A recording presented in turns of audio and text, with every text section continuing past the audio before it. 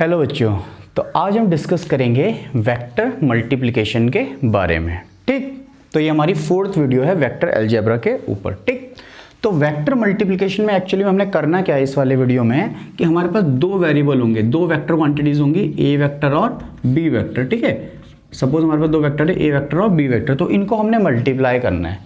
ठीक है, अब क्या होता है कि vector multiplication basically two type का होता है। ठीक है, कौन कौन सा टाइप का जो हमारे सिलेबस में है? First one is scalar product या स्केलर मल्टीप्लिकेशन। फर्स्ट जो उसका होता है वो उसको बोला जाता है स्केलर प्रोडक्ट या स्केलर मल्टीप्लिकेशन। स्केलर प्रोडक्ट लिख लेते हैं, स्केलर प्रोडक्ट। ठीक, और सेकंड वाले को बोला जाता है वेक्टर प्रोडक्ट। इनके नाम से बिल्कुल कंफ्यूज मत होना, अभी समझ में आ जाएगा क्या चीज़ है। ठीक है, देखो बेटा, इस स्केलर प्रोडक्ट को हम डॉट प्रोडक्ट भी बोलते हैं। क्या बोलते हैं? Dot product. और इस वेक्टर प्रोडक्ट को हम बोलते हैं या वेक्टर मल्टीप्लिकेशन को हम बोलते हैं क्रॉस प्रोडक्ट भी हम बोलते हैं। अब समझो कि इसको स्केलर प्रोडक्ट क्यों बोला जाता है। ठीक, तो क्योंकि जैसे मान लो कि ये ए वेक्टर है और बी वेक्टर है, इसका मैंने डॉट प्रोडक्ट किया या फिर स्केलर प्रोडक्ट किया, तो होगा क्या कि इसका जो आउटपुट होता है, जैसे ए, ये लिखने का तरीका है ए डॉट बी। डॉट हमेशा कहाँ लगाना है? यहाँ पे फुट पे लगाना है। ठीक है, बुक्स में आपको जनरली बीच में लिखा होता है, बीच में लगा होता है, लेकिन आप सबसे एक्यूरेट क्या है? फुट पे लगाना है। ठीक है, ए डॉट बी क्या मिलता है हमें? अभी कैसे मिलता है अभी आगे डिस्कस करेंगे, पर बेसिक समझ लो। ए डॉट बी मिलता है ए बी कॉस थीटा। तो इसको स्केलर प्रोडक्ट इसलिए बोला जाता है क्योंकि देखो, जब मैंने दो वेक्टर का डॉट प्रोडक्ट किया तो मैंने क्या लिया? पहले सिर्फ पहले वेक्टर का मैग्नीट्यूड, फिर दूसरे वेक्टर का मैग्नीट्यूड, और फिर cosine of angle between them. तो एंगल भी कैसे देगा? सिर्फ मैग्नीट्यूड। तो इसको वाले प्रोडक्ट को स्केलर प्रोडक्ट इसलिए बोला जाता है क्योंकि जब मैं डॉट प्रोडक्ट करता हूं तो मुझे सिर्फ क्या मिलता है? यहाँ पे मैग्नीट्यूड मिलता है। क्या मिलता है? मैग्नीट्यूड। समझ रहे बात? इसी रीजन की वजह से इसको क्या बोला जाता है? स्केलर प्रोडक्ट बोला जाता है। आई बात समझ में? रिपीट कर रहा हूं, सुनो ध्यान से कि अगर मैं दो वेक्टर क्वांटिटी का डॉट प्रोडक्ट या करता हूं या स्केलर प्रोडक्ट करता हूं तो मुझे सिर्फ क्या मिलेगा? लास्ट में मैग्नीट्यूड मिलेगा। तो याद रखना, डॉट प्रोडक्ट के आंसर कैसे आएंगे?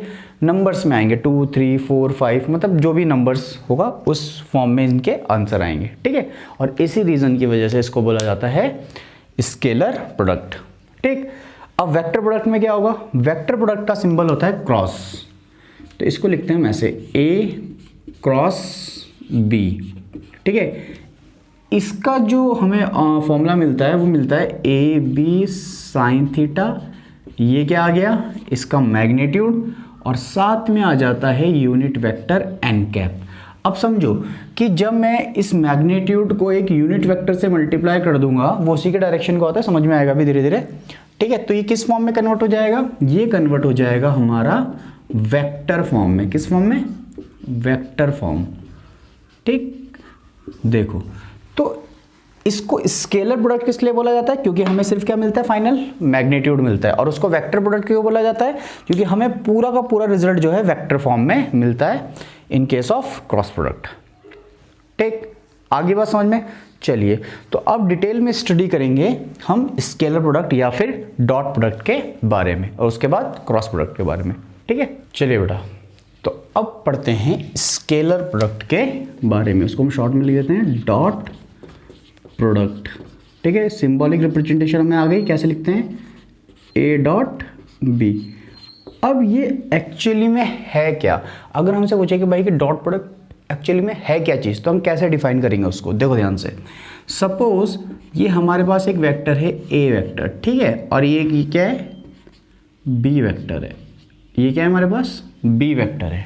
ठीक, अब हमने क्या किया, और यहाँ से ए वेक्टर से एक परपेंडिकुलर ड्रॉ किया बी पे, यहाँ पे परपेंडिकुलर ड्रॉ किया। Suppose this angle is theta. समझो, तो अगर ये 90 डिग्री ये थीटा है, इसका मैग्नीट्यूड कितना होगा? ए। तो मुझे बताओ ये जो है ये लेंथ कितनी होगी? ये लेंथ कितनी होगी? देखो, ये क्या होगा? हाइपोटेनस, ये बेस। ठीक, तो ये हो जाएगा हमारा ए कॉस थीटा, यहाँ से यहाँ तक होगा कि नहीं होगा इस, ठीक है, ये क्या हो जाएगा ए कॉस थीटा, होगा कि नहीं होगा। तो ये ए कॉस थीटा है क्या एक्चुअली में, ये A cos theta is the projection of vector A on vector B. देखो ए कॉस थीटा क्या है, वेक्टर ए का कंपोनेंट ही तो है, प्रोजेक्शन ही तो है वेक्टर ए बी पे, समझे बात। ए कॉस थीटा क्या है, projection of vector A on vector B. अच्छा अगर ऐसे भी ले सकते थे हम इसको, देखो ध्यान से कि सपोज ये हमारा होता ए वेक्टर और ये हमारा है बी वेक्टर, ठीक है। और अगर मैं जो है इसको थोड़ा और लेंथी बना लेते हैं, सपोज यहाँ से एक परपेंडिकुलर ड्रॉ कर देता है इस पे,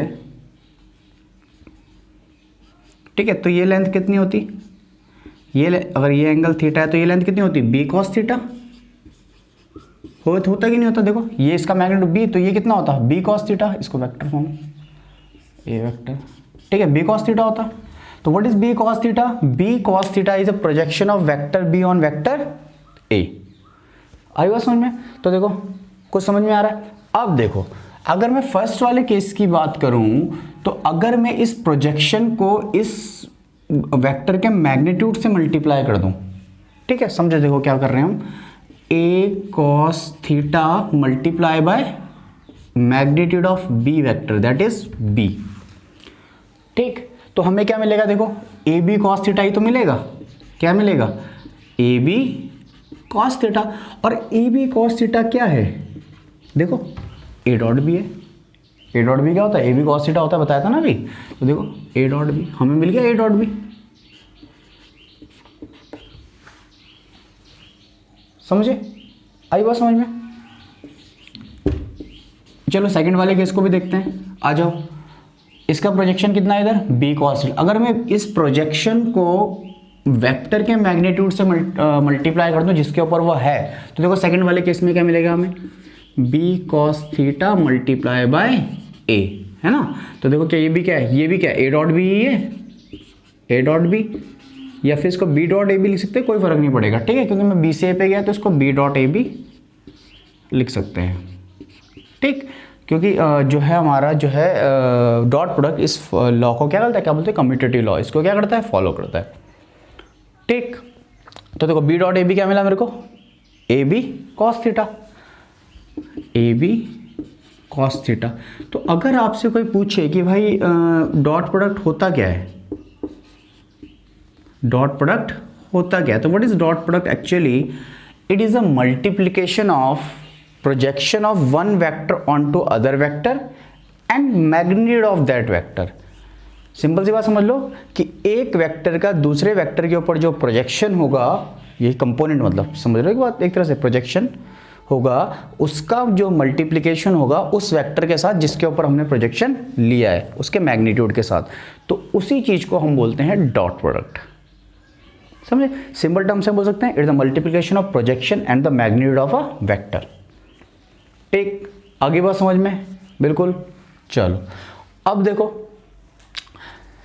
हमें ये मिला। अच्छा यहां से एक प्रॉपर्टी हमें समझ में आई, क्या प्रॉपर्टी समझ में आई कि भाई ए डॉट बी किसके बराबर होगा, बी डॉट ए के बराबर होगा, क्योंकि दोनों को ही ओपन करेंगे तो क्या मिलेगा हमें, ए बी कॉस थीटा मिलेगा, ठीक।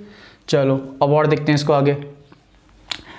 अब कुछ और चीज समझते हैं इसमें, जैसे फर्स्ट प्रॉपर्टी हमें समझ में आ गई, चलो सेकंड प्रॉपर्टी देखते हैं, ठीक।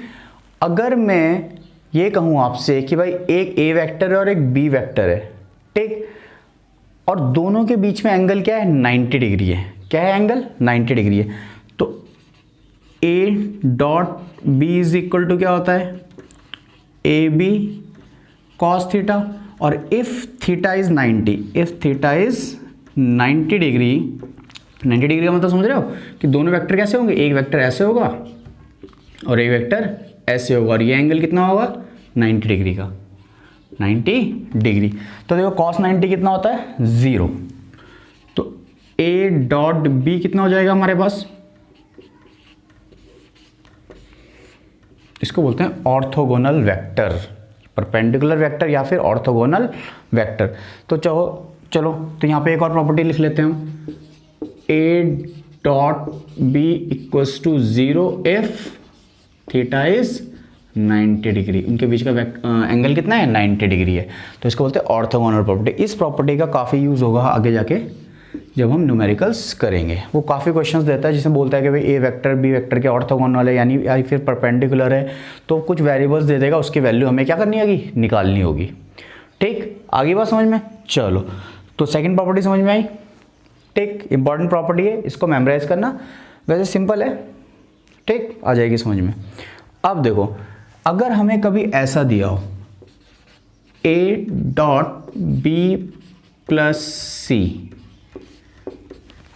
ठीक, तो अब इसको हम जो है ऐसे लिख सकते हैं, A dot B plus A dot C. इन चीज़ों को हम प्रूव भी कर सकते हैं एग्जांपल लेके। ठीक, इसको बोला जाता है डिस्ट्रीब्यूटिव प्रॉपर्टी। ठीक, तो जो हमारा डॉट प्रोडक्ट होता है वो डिस्ट्रीब्यूटिव प्रॉपर्टी को क्या करता है, डिस्ट्रीब्यूटिव लॉ को फॉलो करता है। ठीक, तो थर्ड प्रॉपर्टी देखो ध्यान से, थर्ड प्रॉपर्टी क्या लिखेंगे, A dot B plus C is equal to क्या हो जाएगा, A dot B plus A dot C. अच्छा, ये वेक्टर नोटेशंस वगैरह सब हम ऑलरेडी डिस्कस कर चुके हैं। ठीक है, ये तीनों प्रॉपर्टी समझ में आई। क्या क्या समझाया, पहले तो समझाया कि वेक्टर डॉट प्रोडक्ट होता क्या है, it is a multiplication of projection है ना मैग्नीट्यूड ऑफ अ वेक्टर जिसके ऊपर हमने प्रोजेक्शन लिया है। ठीक है, उसमें सबसे पहली प्रॉपर्टी कम्यूटेटिव लॉ को फॉलो करता है, A dot B is equal to B dot A, कोई फर्क नहीं पड़ेगा क्योंकि दोनों से सेम मैग्नीट्यूड हमें मिलेगा। ठीक, नेक्स्ट कि अगर दो वेक्टर के बीच में 90 डिग्री एंगल होता है तो उनका डॉट प्रोडक्ट कितना होता है, 0 होता है। ठीक, थर्ड प्रॉपर्टी कि ये डिस्ट्रीब्यूटिव लॉ को फॉलो करता है। नाउ अब बात करेंगे नेक्स्ट प्रॉपर्टी की, कि अगर सपोज समझो कि अगर मैं करता हूं ए डॉट ए, सेम वेक्टर को उसी वेक्टर के साथ डॉट प्रोडक्ट कर दिया जाए तो एंगल कितना होगा इनके बीच, बताओ, उसी वेक्टर का उसी वेक्टर के साथ एंगल कितना होगा, 0 डिग्री। सिंपल सी बात, cos 0 कितना होता है, 1। ठीक, तो ए डॉट ए बी की जगह क्या आ जाएगा, ए इंटू ए आ जाएगा, तो इसका आंसर क्या मिलेगा हमें, ए स्क्वायर मिलेगा। क्या मिलेगा, ए स्क्वायर। तो नेक्स्ट प्रॉपर्टी समझिए कि A dot A is equal to क्या होता है, ए स्क्वायर होता है। ठीक, क्योंकि थीटा कितना होगा इनके बीच में, theta is 0 degree, theta is 0 degree. आगे बात समझ में। चलिए बेटा, तो क्या क्या डिस्कस कर चुके हैं हम, प्रॉपर्टीज। फर्स्ट प्रॉपर्टी क्या डिस्कस किया था, A dot B is equals to B dot A, कोई फर्क नहीं पड़ेगा ए डॉट बी करे चाहे बी डॉट ए करे। सेकंड प्रॉपर्टी क्या पढ़ी हमने, A dot B equals to 0 if theta is 90 degree. And third property क्या पढ़ी हमने कि A dot B plus C equals to क्या होगा, A dot B plus A dot C. And fourth property A dot A equals to क्या हो जाएगा, ए square हो जाएगा। ये कुछ प्रॉपर्टीज हमने यहाँ पे पढ़ ली। अब हमने एक चीज पढ़ी है, यूनिवर्सल यूनिट वेक्टर।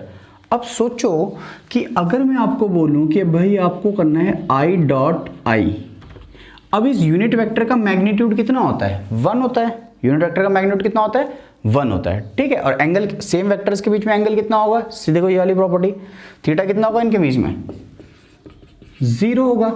ठीक, तो इसका जो आंसर आएगा वो क्या आएगा, 1, इसका मैग्नीट्यूड इंटू 1, और एंगल कितना है 0, दैट इज ये आज पूरा हो जाएगा 1। तो I dot I equals to कितना मिलता है हमें, 1 मिलता है। समझो कि अगर मैं सेम यूनिट वेक्टर का डॉट प्रोडक्ट करता हूं तो मुझे कितना मिलता है, 1 मिलता है। सिमिलरली जे डॉट जे भी कितना होगा, 1 होगा। के डॉट के भी कितना होगा, 1 होगा। क्यों हो रहा है ये 1, समझ में आया बात, ये हुआ यहां से। ठीक, तो याद रखना कि अगर मैं सेम टाइप के यूनिट वेक्टर का डॉट प्रोडक्ट करता हूं तो मुझे हमेशा कितना मिलेगा, 1 मिलेगा। ठीक, हो गया। नेक्स्ट, अगर सोचो मैं कर देता हूं आई डॉट जे, ये आई जे के कैसे होते हैं पता है ना, एक्स एक्सिस के डायरेक्शन में क्या होता है आई, वाई एक्सिस के डायरेक्शन में जे, और जेड एक्सिस के डायरेक्शन में के, और ये क्या होते हैं एक दूसरे के 90 डिग्री पे होते हैं तीनों एक्सिस, एक्स वाई और जेड। 90 डिग्री पे होते हैं। तो आई और जे के बीच में एंगल कितने डिग्री का होगा? 90 डिग्री का। समझो, तो दो वेक्टर जब ऑर्थोगोनल होते हैं 90 डिग्री पे होते हैं तो कितना मिलता है डॉट प्रोडक्ट? 0 मिलता है। तो याद रखना आई डॉट जे भी क्या होगा? 0 होगा। जे डॉट के भी कितना होगा? 0 होगा। और के डॉट आई भी कितना होगा? 0 होगा। अच्छा, इसको आई डॉट के भी लिख दो, वो भी 0 होगा। रिवर्स भी सेम होता है ना, फर्स्ट प्रॉपर्टी से देखो। ठीक है, तो एक चीज समझो कि जब भी मैं इसको मल्टीप्लाई करूंगा in form of unit vectors आएगा, वो जब रेक्टेंगुलर कोऑर्डिनेट के सिस्टम में हम उसको लिखते हैं A X I cap, A Y J cap, A Z K cap, आई जे के की फॉर्म में लिखते हैं। बताया मैंने लास्ट एडिशन में बताया था, याद है? ठीक, तो उस टाइम पे क्या होगा कि जब सेम यूनिट वेक्टर का डॉट प्रोडक्ट होगा तो हमें कितना मिलेगा? 1 मिलेगा। और डिफरेंट का होगा तो कितना मिलेगा? 0 मिलेगा। ठीक, अब समझो यहां से हम एक सिंपल सी चीज निकालते हैं कि मान लो कि हमें इस तरह से दिया हुआ है कोई वेक्टर, ए वेक्टर क्या दिया हुआ है? इस तरह से दिया हुआ है, ए X I cap, A Y J cap और ए जेड के कैप। पता है ना ये ए एक्स ए वाई और ए जेड क्या होते हैं? कोऑर्डिनेट होते हैं पोजीशन वेक्टर के, जो लास्ट पॉइंट होता है हेड।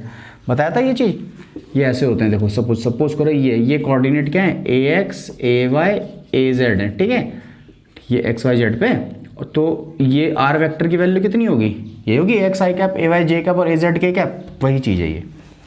ठीक, समझो। और अगर दूसरा वेक्टर हमें दिया है इस फॉर्म में, क्या? B X I cap, B Y J cap and B Z K cap, और हमें बोला जाए या हमें कोई ऐसी कंडीशन हो कि हमें इनका क्या करना है? डॉट प्रोडक्ट करना है। ठीक, तो समझो ध्यान से देखो कि जब मैं इनका डॉट प्रोडक्ट करने जाऊंगा, डॉट प्रोडक्ट का मतलब समझो कि अगर मैं इनको मल्टीप्लाई करने जाऊंगा तो मेरे को ए डॉट बी करना है। क्या करना है? A dot B. देखो, तो ऑब्वियसली मेरे को इसको पहले इन सबके साथ डॉट करना पड़ेगा, फिर इसको इन सबके साथ डॉट करना पड़ेगा, फिर इसको इन सबके साथ डॉट करना पड़ेगा। जब मैं ये डॉट करने जा रहा हूं तो ध्यान से देखना कि जब मैं इसको इसके सबसे पहले इसके साथ डॉट करूंगा तो मेरे को क्या मिलेगा? A X B X and I dot I. Magnitude बाहर आ जाता है ना, मैग्नीट्यूड सुना है ये। ठीक, तो हमें क्या मिलेगा? देखो ए एक्स बी एक्स, ए एक्स बी एक्स ब्रैकेट में मिलेगा आई डॉट आई। आगे बात समझ में? देखो अब मैं जब इसके साथ करूंगा इसको तो मेरे को क्या मिलेगा? ए एक्स बी वाई और ब्रैकेट में क्या मिलेगा? I dot J. और आई डॉट जे कितना होता है? देखो 0, यानी दो लिखने का फायदा नहीं है, 0 हो जाना है। ठीक, सिमिलरली इसको इसके साथ करूंगा देखो तो मिलेगा A X B Z I dot K, और आई डॉट के कितना होगा? 0, या के डॉट आई, मतलब बात वही है। ठीक है, ये हो जाएगा 0। ठीक है, तो वो दोनों टर्म लिखने का कोई मतलब नहीं बनता। तो यहाँ से हमें एक बात समझ में आती है। क्या समझ में आती है? कि जब मैं इनका डॉट करूँगा, देखो जब मैं वाई जेड के साथ जे के साथ करूँगा तो जे के साथ भी तो वही कंडीशन आएगी। जे का आई के साथ कितना होगा? 0। जे का जे के साथ कितना होगा? 1 होगा। जे का के साथ कितना होगा? 0। तो समझो यहाँ से हमें क्या बात समझ में आ रही है कि जब मैं दो इस तरह से दिए हुए वेक्टर्स का डॉट प्रोडक्ट कर रहा हूँ तो सेम यूनिट वेक्टर वाले ही क्या हो रहे हैं? मल्टीप्लाई हो रहे हैं। जे का जे के साथ हो रहा है, आई का आई के साथ हो रहा है, के का के साथ हो रहा है। याद करो जब एडिशन बताया था, एडिशन में भी यही बोला था कि सेम वाले क्या हो जाते हैं? ऐड हो जाते हैं। ठीक है, तो यहाँ पे वही चीज़ है कि जब डॉट प्रोडक्ट करेंगे तो सेम वाले क्या हो जाएंगे? डॉट हो जाएंगे, क्योंकि आई डॉट आई भी क्या हो जाएगा? 1 हो जाएगा। जे डॉट जे भी क्या हो जाएगा? 1 हो जाएगा। और के डॉट के भी क्या हो जाएगा? 1 हो जाएगा। तो हमें सिंपल से एक बात याद रखनी है कि जब हमें इस तरह की फॉर्म में अगर दिया हो तो हमें क्या करना है? सेम वालों को मल्टीप्लाई करना है, ए एक्स बी एक्स। ठीक, दोनों आई में, फिर जे जे वालों को मल्टीप्लाई कर लो, ए वाई बी वाई। ठीक, और फिर के वालों को मल्टीप्लाई कर लो, ए जेड बी जेड। अच्छा, जब ये मल्टीप्लाई हम करेंगे तो हमें क्या रखना है? साइन का ध्यान रखना है। अगर यहाँ पे एक जगह प्लस एक जगह माइनस होगा तो प्लस माइनस का क्या होता है? माइनस होता है। ठीक, आगे बात समझ में? तो अगर इस तरह से अगर कोई न्यूमेरिकल दिया हो तो हमें क्या करना है? सिर्फ सेम टाइप के जो है सेम यूनिट वेक्टर वालों को क्या करना है? मल्टीप्लाई करना है। ठीक, चलो बच्चों, तो अब हम डिस्कस करेंगे क्रॉस प्रोडक्ट के बारे में, जिसको वेक्टर प्रोडक्ट भी बोला जाता है। ठीक, आ जाओ। Cross product, cross product. ठीक है, कैसे लिखते हैं इसको? इसको लिखने का तरीका क्या है? A cross B. ठीक है, क्या होता है ये? A B sine theta N cap. थोड़ा सा ग्राफिकली भी समझ लेंगे और इसको निकालते कैसे, इस एन कैप का डायरेक्शन कैसे निकालते हैं, ये चीज़ भी हमें ध्यान से समझनी है। ठीक, अब देखो होता क्या है कि जैसे मान लो कि एक पैरेललोग्राम है, क्या है, पैरेललोग्राम है ऐसे, ठीक, ये ऐसे रखा हुआ है प्लेन में ऐसे।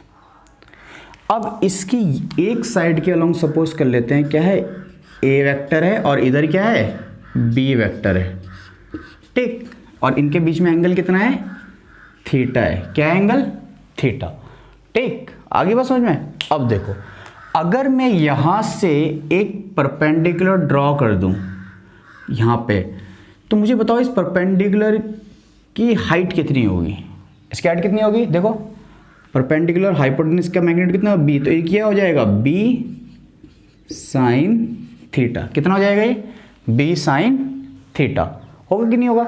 अब देखो अगर मैं आपसे पूछूं कि भाई मुझे इस पैरेललोग्राम का एरिया का मैग्नीट्यूड निकालना है, ठीक है, तो एरिया कितना होगा इसका, एरिया कितना होगा इसका, देखो बताओ, हाफ ऑफ, नहीं सॉरी ट्रायंगल का होता है ना half of base into side, इसका क्या हो जाएगा, ए बेस इनटू हाइट, क्या हो जाएगा, ए इनटू क्या हो जाएगा, बी साइन थीटा, तो ये क्या आ जाएगा हमारे पास, A B sine theta, A B sine theta आ जाएगा हमारे पास एरिया का मैग्नीट्यूड, ठीक है, क्या आ जाएगा, एरिया का मैग्नीट्यूड, ठीक।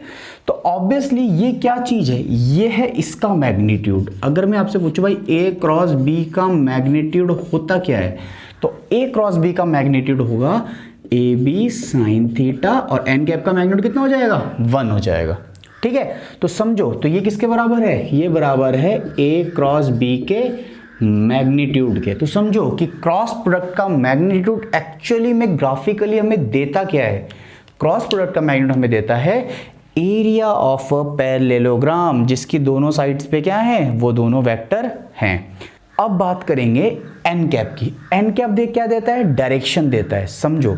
तो इस ए क्रॉस बी का डायरेक्शन क्या होगा, जो एन कैप का डायरेक्शन होगा, भाई इस ये तो मैग्नीट्यूड है, ये इसका डायरेक्शन क्या होगा, जो इसका डायरेक्शन होगा, इसको सी कैप भी, सी वेक्टर भी अगर मैं मान लूँ तो, ठीक है। तो सी वेक्टर का डायरेक्शन क्या होगा, जो एन कैप का डायरेक्शन होगा। तो अब ये डायरेक्शन कैसे पता चलेगा, आई बात समझ में।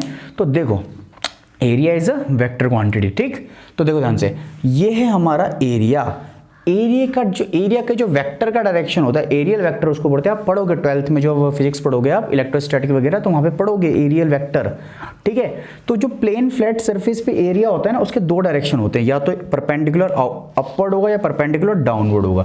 मतलब जैसे ये फ्लैट सरफेस है, ये प्लेन में एरिया है, तो इसका या तो इधर की तरफ होगा परपेंडिकुलर, या इनवर्ड डायरेक्शन में परपेंडिकुलर होगा, ठीक है। तो एन कैप की तरफ अगर मैं मान लो इधर की तरफ एन कैप को पॉजिटिव लेता हूं, इधर की तरफ क्या हो जाएगा, नेगेटिव। ये अगर ब्लैक वाला मार्कर पॉजिटिव एन कैप है, तो ये रेड वाला क्या हो जाएगा, नेगेटिव एन कैप हो जाएगा, नहीं हो जाएगा नीचे की तरफ, ठीक। आगे बात समझ में। तो अब ये एन कैप ऊपर की तरफ होगा या नीचे की तरफ होगा, ये कैसे पता चलेगा। तो इसको पता करने का तरीका है, अच्छा परपेंडिकुलर होगा, ये क्लियर हो गया। एरियल वेक्टर का डायरेक्शन क्या होता है, एरिया के परपेंडिकुलर होता है, ठीक। अब अपवर्ड होगा, आउटवर्ड होगा, या जो है अपोजिट डायरेक्शन में होगा, ये कैसे पता चलेगा। तो उसको देखो कि उसका तरीका है राइट हैंड रूल। हमें क्या करना है, जैसे मान लो ये ए वेक्टर है, ये बी वेक्टर है, एक प्लेन में है, ठीक है। हमें अगर ए क्रॉस बी करते हैं, अब अगर हम ए क्रॉस बी करते हैं तो हम क्या करते हैं, अपना राइट हैंड उठा के ए वेक्टर पे रखते हैं, ऐसे करके, ऐसे रख लो। चलो अब हमें अपने फिंगर्स को टिल्ड करना है। याद है राइट हैंड थंब रूल पढ़ा होगा आपने मैग्नेटिज्म में क्लास 10th, ठीक। तो देखो ऐसे राइट हैंड रखा, ठीक। उसके बाद फिंगर को कर्ल करना है, किस डायरेक्शन में, जिस डायरेक्शन में हमारा दूसरा वेक्टर है, ठीक है। जैसे समझो कि अगर मैं ए क्रॉस बी कर रहा हूं, तो पहले क्या है ए, पहले क्या है ए, तो मुझे हाथ ए पे रखना है। अगर बी क्रॉस से रखूंगा तो हाथ पे किसके रखूंगा, पहले बी पे, ठीक। तो ए क्रॉस बी में पहले हाथ रखेंगे ए पे, फिर उसको फिंगर को कर्ल करेंगे बी के डायरेक्शन में, बी के डायरेक्शन में। तो हमारा थंब पॉइंट जो करता है वो करता है एन कैप के डायरेक्शन में। तो यानी एन कैप क्या होगा, अपवर्ड होगा, इससे पॉजिटिव होगा, समझो बात। अच्छा मैं अगर बी क्रॉस ए करता हूं, अगर मैं बी क्रॉस ए करता हूं, यहीं पे इसको अगर मैं ऐसे करता हूं भाई B cross A, B cross A, अगर एन पॉजिटिव है ए क्रॉस बी, तो बी क्रॉस ए में क्या होगा, देखो बी क्रॉस ए में मैग्नीट्यूड तो वही होगा ए बी साइन थीटा, है ना। मैग्नीट्यूड पे कोई फर्क नहीं पड़ेगा। अगर मैं बी क्रॉस ए के मैग्नीट्यूड की बात करूं तो भाई माइनस आई कैप का मैग्नीट्यूड भी तो 1 ही होगा, तो मैग्नीट्यूड पे कोई फर्क नहीं पड़ेगा, ए बी साइन थीटा ही होगा।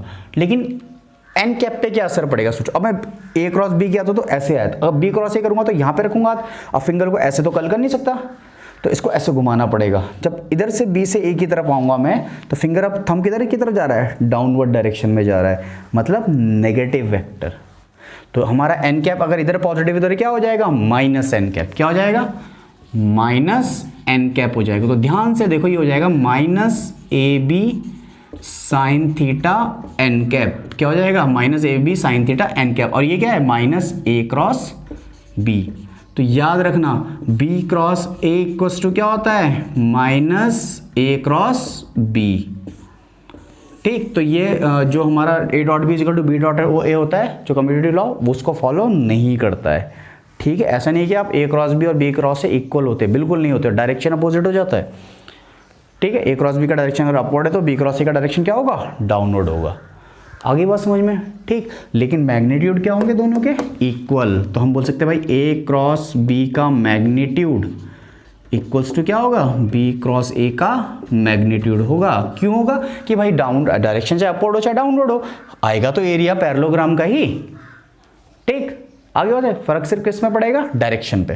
ठीक, आगे बात समझ में। तो यहाँ से हमें एक प्रॉपर्टी मिली। क्या प्रॉपर्टी मिली बेटा हमें, कि भाई देखो मैग्नीट्यूड तो क्या होते हैं भाई, बराबर होता है। मैग्नीट्यूड तो क्या होता है, बराबर होता है, लेकिन जो हमारा कम्यूटेटिव लॉ है उसको फॉलो नहीं करते। इस प्रॉपर्टी को अलग से लिख लीजिए। ठीक है, याद करने में आसानी होगी। ठीक, किस चीज़ की वजह से डिफर होता है, सिर्फ इस एन कैप की वजह से, यूनिट वेक्टर की वजह से। ठीक, अब देखो, अब बात करते हैं डिस्ट्रीब्यूटिव प्रॉपर्टी की। क्या ये डिस्ट्रीब्यूटिव लॉ को फॉलो करता है, बिल्कुल करता है।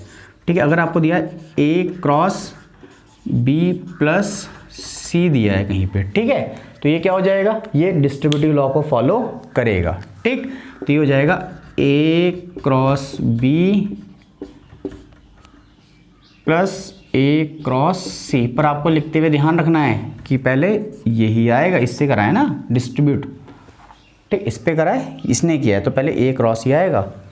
ठीक है, सी क्रॉस ए मत कर देना, वो वाली कंडीशन हो जाएगी, रिवर्स हो जाएगा वो। ठीक, आगे बात समझ में। चलो, और देखो जा ध्यान से कि अगर मैं आपसे बोलूं कि भाई दो वेक्टर्स के बीच में एंगल जो है ऐसे है, जैसे उसमें क्या था ना, ए डॉट ए किया था, ऐसे अगर ए क्रॉस ए हम करते हैं तो यानी एंगल कितना होगा इनके बीच में, जीरो होगा। सेम वेक्टर के साथ कितना, अपने आपके साथ ही कितने डिग्री का एंगल होगा, जीरो। तो देखो जब जीरो होगा तो साइन जीरो कितना हो जाएगा, जीरो हो जाएगा। ठीक है, तो ये कितना मिलेगा, जीरो मिलेगा। जीरो वेक्टर मिलता है, जीरो वेक्टर मिलता है, याद है जीरो वेक्टर पढ़ा था, है ना, वो चीज़ मिलती है। लेकिन अगर मैग्नीट्यूड वाइज बात करें तो जीरो मिल जाता है हमें। ठीक, आगे बात समझ में।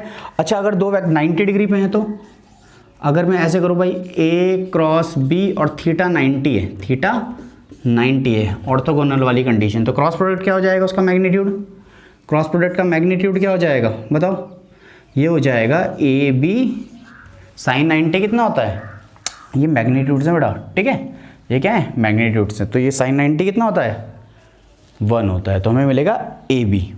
ठीक है, अब यहाँ से हमें क्या बात समझ में आई, यहाँ से हमें वही चीज़ समझ में आई जो हमने यूनिवर्सल यूनिट वेक्टर में पढ़ा था।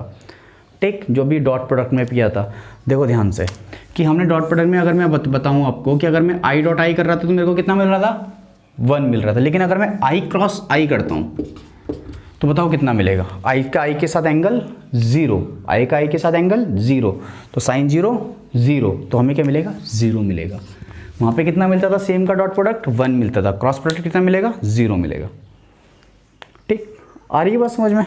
अब देखो सिमिलरली जे क्रॉस जे भी कितना मिलेगा, 0 मिलेगा, और के क्रॉस के भी क्या मिलेगा, 0 मिलेगा। तो उसका जस्ट रिवर्स होता है ये। ठीक है, वहाँ पे आई डॉट आई, जे डॉट जे और के डॉट के क्या होता है, 1 होता है, यहाँ पे इनका क्रॉस प्रोडक्ट क्या होता है, 0 होता है।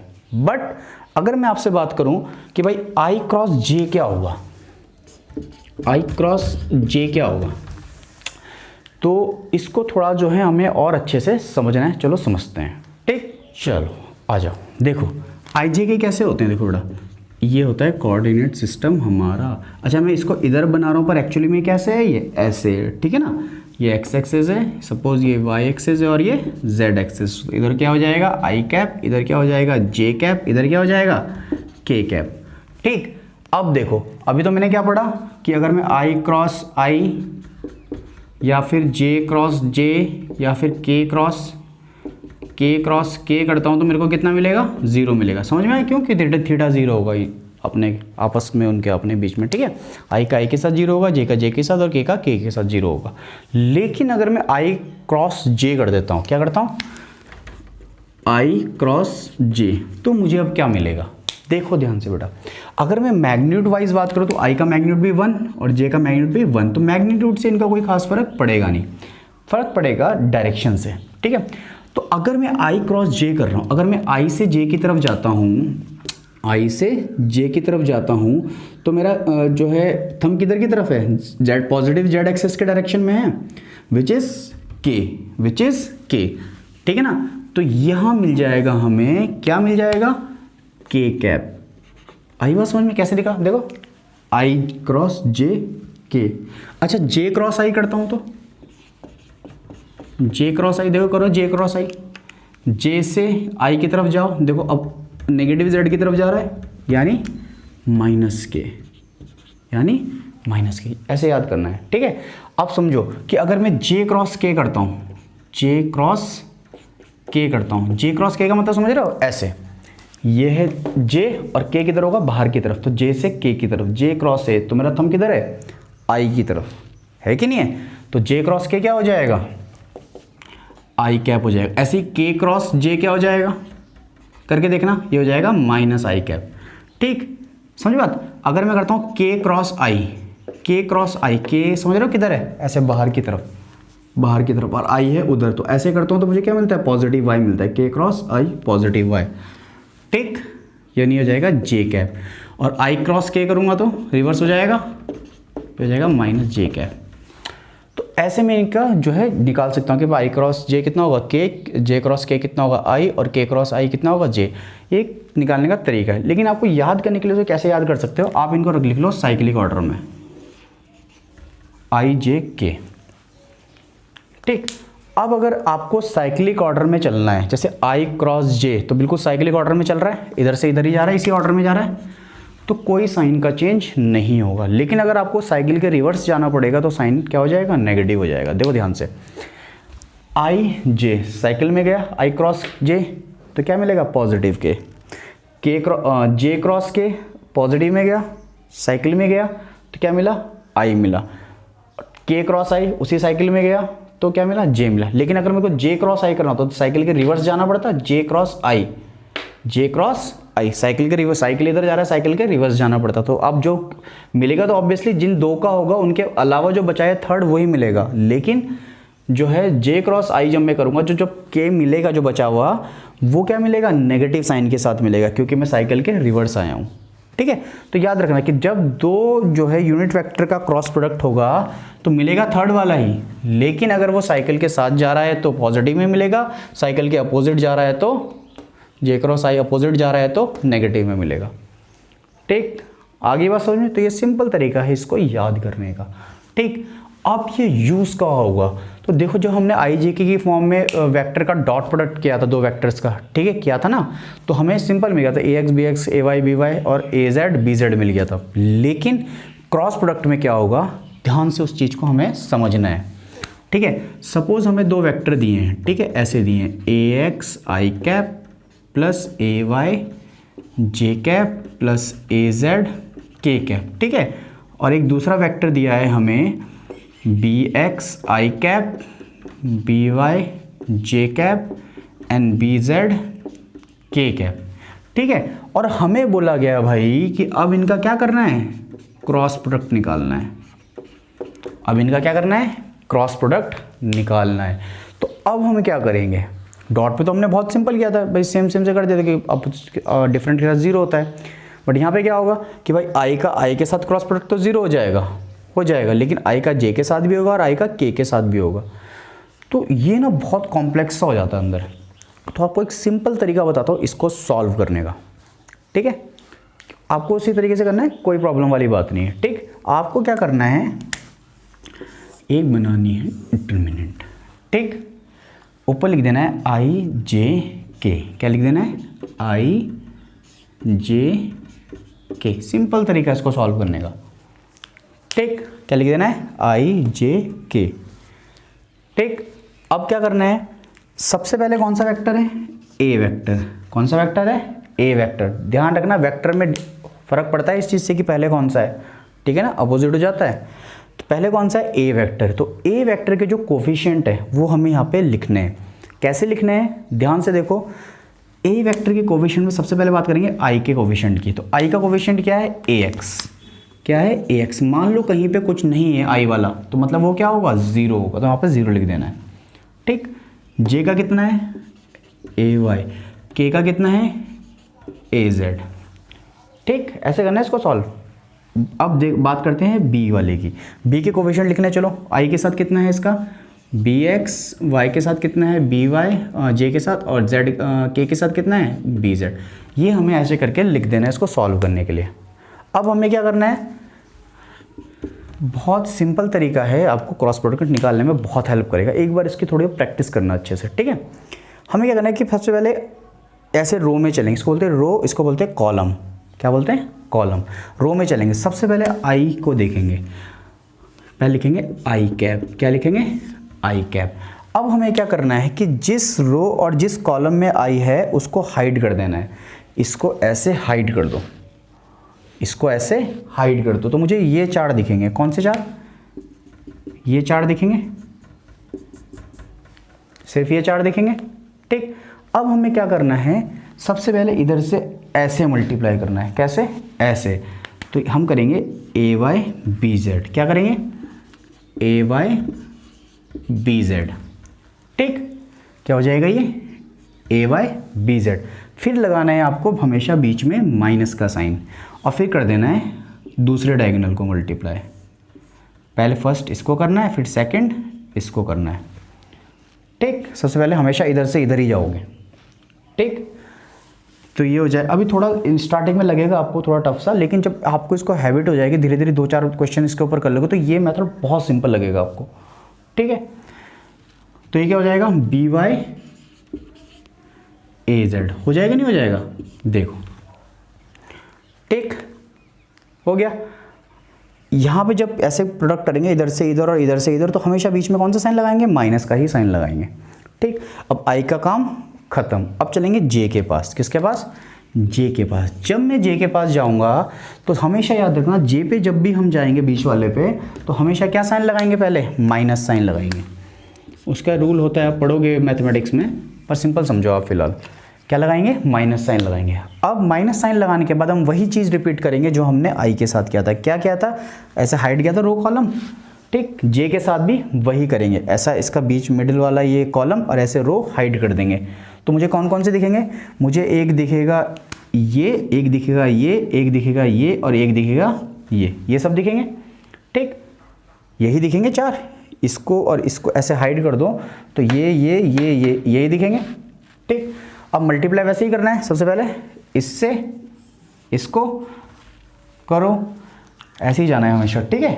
ए एक्स बी जेड, क्या हो जाएगा, ए एक्स बी जेड, ठीक। अब फिर बीच में क्या साइन लगेगा, माइनस का ही लगेगा, ठीक। अब दूसरा वाला कौन सा होगा इसका, देखो ये हो गया। अब ये वाला ऐसे करो चाहे ऐसे करो, जो मर्जी आपकी, ठीक है। ए जेड बी एक्स या बी एक्स ए जेड, कोई फर्क नहीं पड़ेगा उससे, ठीक है। बी एक्स ए जेड, आगे बात समझे, ठीक हो गया। जे का काम खत्म। अब चलेंगे के के पास, ठीक। के आगे वही सिंपल, फिर पॉजिटिव साइन, माइनस साइन सिर्फ किसके आगे लगेगा, जे के आगे लगेगा, ठीक। चलो रेड से लिख देते हैं, अलग दिखेगा आपको, के कैप, ठीक। चलो आ जाओ।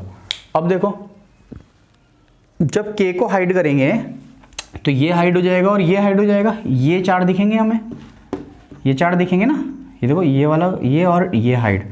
तो क्या करेंगे, इसको इससे मल्टीप्लाई करेंगे। देखो ए एक्स बी वाई, ए एक्स बी वाई, ठीक। और फिर क्या हो जाएगा, बी एक्स ए वाई माइनस बी एक्स ए वाई। तो आपको जो है ये फॉर्मूला याद करने की ज़रूरत नहीं है, आपको बस ये मेथड सीखना है। जब आप ये मेथड सीख जाओगे तो क्रॉस प्रोडक्ट निकालना बहुत इजी हो जाएगा। 1-2 बार लगेगा प्रोसेस याद करने में, लेकिन प्रोसेस याद करना, क्योंकि अगर आप सिंपल वैसे ही जो आपके बुक्स में जनरली दिया होता है उस मेथड से मल्टीप्लाई करोगे तो आपको बहुत ज़्यादा कन्फ्यूजन हो जाएगा कहीं कहीं जगह पर, ठीक है ना। तो जो मैं प्रेफर करूँगा आपको वो ये वाला मेथड करूँगा, ठीक है। एक बार और अपने आप से सॉल्व करने की कोशिश करना है इसको। आ जाएगा। तो देखो जो हमें फाइनल रिजल्ट मिला वो IJK की फॉर्म में ही तो मिला, ठीक। यहाँ पे नंबर्स होंगे, नंबर तो प्लस माइनस हो जाएंगे भाई, मल्टीप्लाई हो जाएंगे। तो हमें जो रिजल्ट मिलेगा वो IJK की फॉर्म में मिलेगा, यानी किस फॉर्म में मिलेगा, वेक्टर फॉर्म में मिलेगा, ठीक है। और इसीलिए इसको क्या बोला जाता है, वेक्टर प्रोडक्ट बोला जाता है। अगर इसका मैग्नीट्यूड निकालना है तो ऑब्वियसली आपको मैग्नीट्यूड निकालना तो आता ही है। क्या करते हैं, रूट के अंदर क्या करते हैं, स्क्वायर करके ऐड कर देते हैं, ठीक। आगे बात समझ में, चलो। तो आपको एक चीज़ तो यहाँ पे समझ में आ जाएगी स्टार्टिंग में कि भाई A क्रॉस B का मैग्नीट्यूड एक्चुअली में बताता क्या है, एरिया ऑफ पैरेललोग्राम ही तो बताता है, ये है ना, बताया था ना स्टार्टिंग में इसके डेफिनेशन से। अच्छा, अगर एरिया ऑफ ट्रायंगल निकालना हो तो उसमें पैरेललोग्राम का हाफ ही तो होता है ट्रायंगल। ये मान लो ये ट्रायंगल है, अब बताओ ये क्या था हमारा, A वेक्टर था, ये क्या था, B वेक्टर था। तो उस एरिया का क्या हो गया, हाफ हो गया, ये है ना, इसका हाफ हो गया ना। तो एरिया ऑफ ट्रायंगल क्या हो जाएगा, एरिया ऑफ